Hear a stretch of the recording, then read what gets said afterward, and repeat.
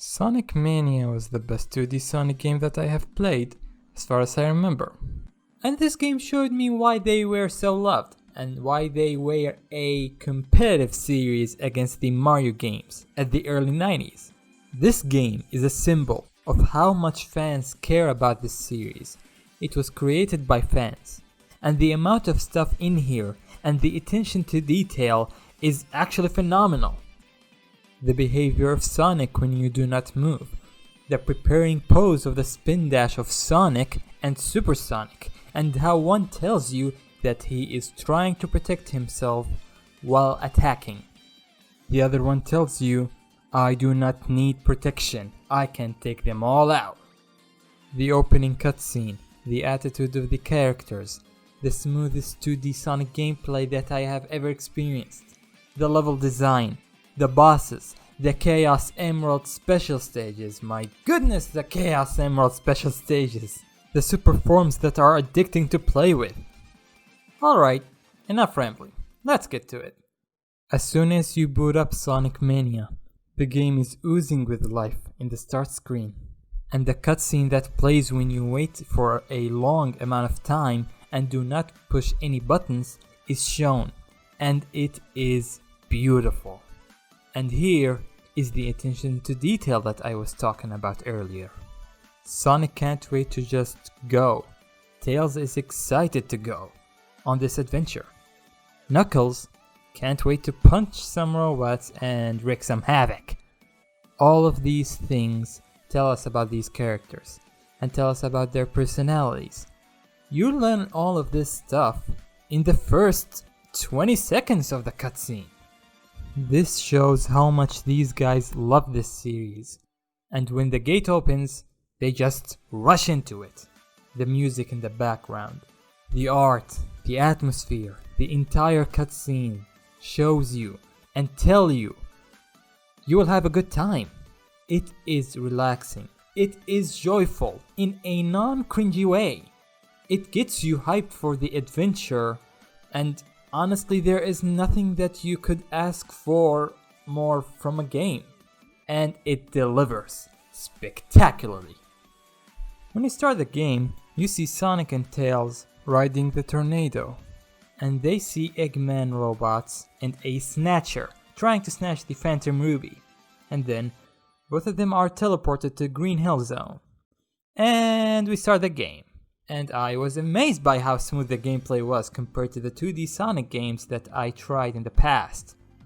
It is gorgeous. It is one of the best looking pixelated games that I have ever seen. The additional move that Sonic gets, the drop dash, was really making this game way more enjoyable to play than the 2D Sonic games that I played in the past. In your first run of Green Hill Zone, you will probably find the first Chaos Emerald special stage. Searching the levels to find these is really satisfying. For this first one, if you just focused on catching all the blue spheres to increase your speed and the rings in front of you for more time, you may get through this without any issue at all.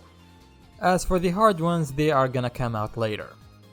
In the later ones, you will really gonna need to think whether you wanna catch the blue spheres first or the rings first. And you will need to be careful not to hit any obstacles. You are going to need to take some risks with those turnings sometimes. You may wanna jump and take a risk to do a solid turn. And if you mess that up, you could fall off the course. It's a phenomenal risk versus reward system. Alright. At the ending of the first act, you will fight this egg double head robot thing. I have no idea what that is. And it is incredibly easy. So there is not that much to go about, so moving on. Now we get to the second act of Green Hill, and I found it more fun than the first one, for me at least. And then we reach the second act boss, if that's what you want to call it, the Death Egg Robot from Sonic 2. And boy, what an awesome boss that is! Eggman now snatched the Phantom Ruby and teleports Sonic and Tails into Chemical Plant Zone. From what I have played, Getting fast is easier in this zone, more so than Green Hill Zone, and you get this sense of speed that the series is known for, much easier. One of the most satisfying things about the 2D Sonic games is maintaining the speed that you are going for without getting hit or having anything else that slow your momentum. I love how the 2D Sonic games just reward you. If you avoided pits, you will get the easy route, and the more free, roamy route, if I may say. But if you mess that up, you will get to the bottom, which there is a tremendous amount of stuff like water, spikes, and annoying stuff that can be pace breakers. And here the alternate routes are more obvious. And the gimmick of the stage is the slimes that are injected by chemicals. I have no idea how to explain that. At the end of the zone, you will fight using a mean bean machine, and I had no experience with this whatsoever. Well, before my first playthrough, but it's fun nonetheless. On to the next zone, Studiopolis. One obvious thing that is in this zone is these rebounders that increase your score by contacting them and can enhance your flow through the zone, if you are skilled enough to take advantage of them, that is.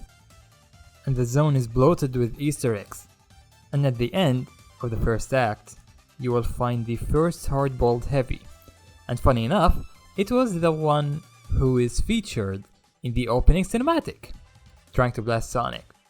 And he can be a tough one to beat. You need to know when to jump and when to speed up in order to avoid his attacks and also hit these blue rockets. One thing that stood out to me is the soundtrack of Flying Battery. It's really catchy stuff.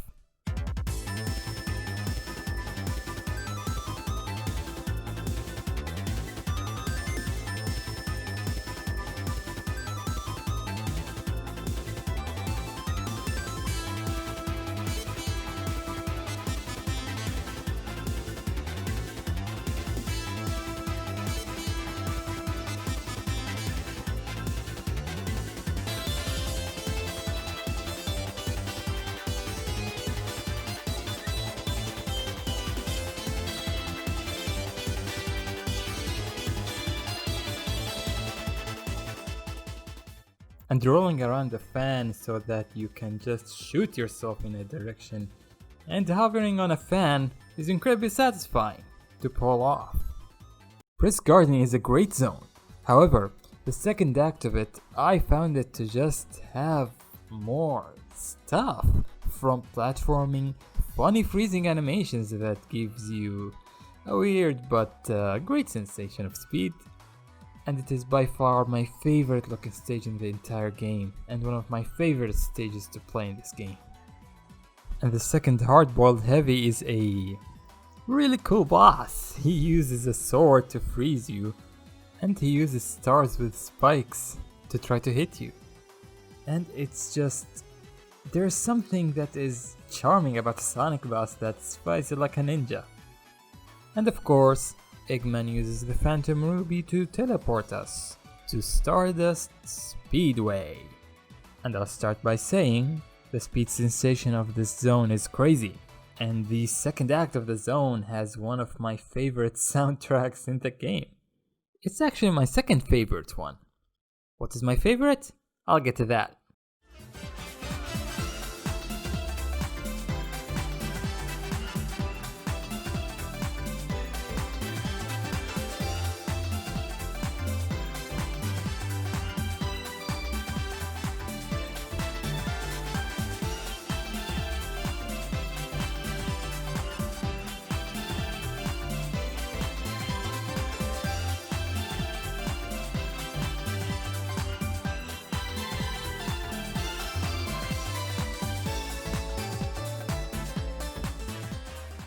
At the end of the zone, you will fight Metal Sonic, and what stood out to me is that you need to be really precise of when you should hit him, because if you mess that up, you'll get hurt.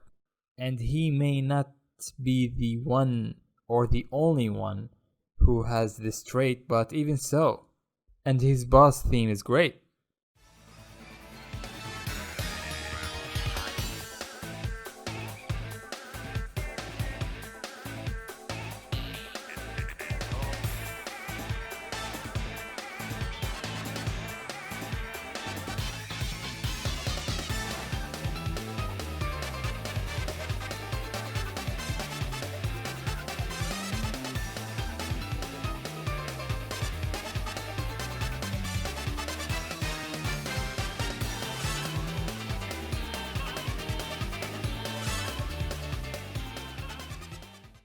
Hydra City Zone is a really cool zone, because I feel like it's punishing me if I did not platform well or take the right way at the top, and here you will act like the boss for a change.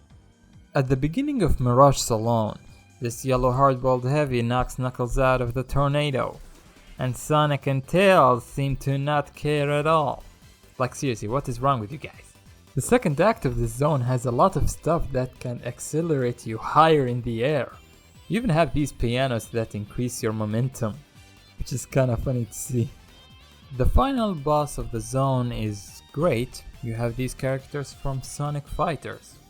Oil Ocean is a good zone. However, the first boss of the first act is easy, if you just attacked him at the beginning without being merciful.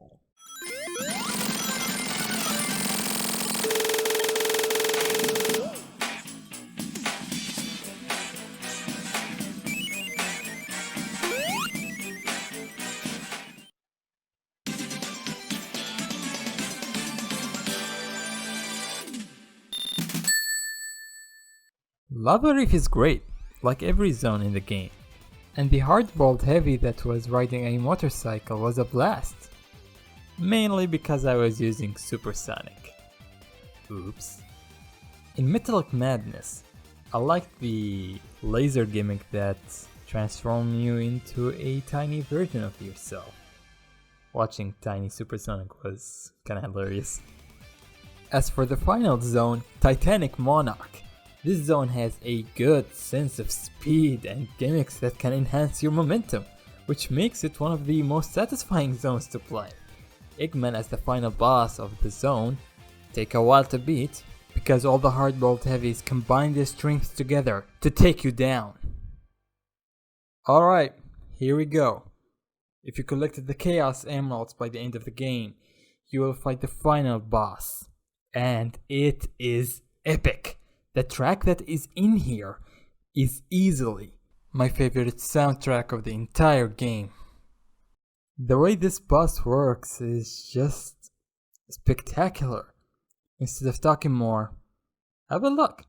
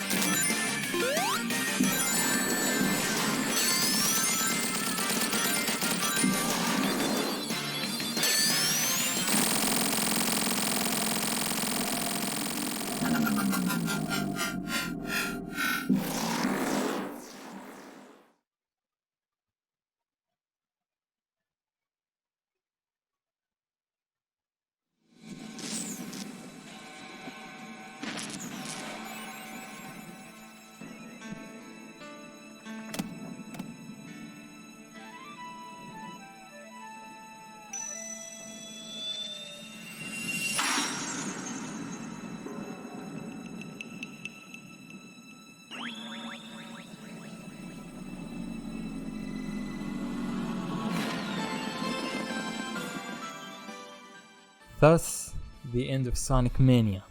This was a phenomenal experience. And what's better, it has everything that you need to play it again. This game is spectacularly replayable. Okay, now let's address the elephant in the room. Supersonic. Supersonic was one of the most satisfying characters to move with and play with in a 2D game for me. It's just addicting to see how fast you can go with this guy. It's insanity. As for Tails' gameplay, he can use his tail to fly and approach places that others can't reach to, and Knuckles can do the same thing, only not the flying part. I like that in Lava Reef, he fought a different boss who is trying to take the Master Emerald. That was a really nice touch. Okay. What can I say about Sonic Mania? Well, 3 words. Wide, beautiful, and fast. These are the words that I can sum Sonic Mania in. I hope you enjoyed watching this video. Take care!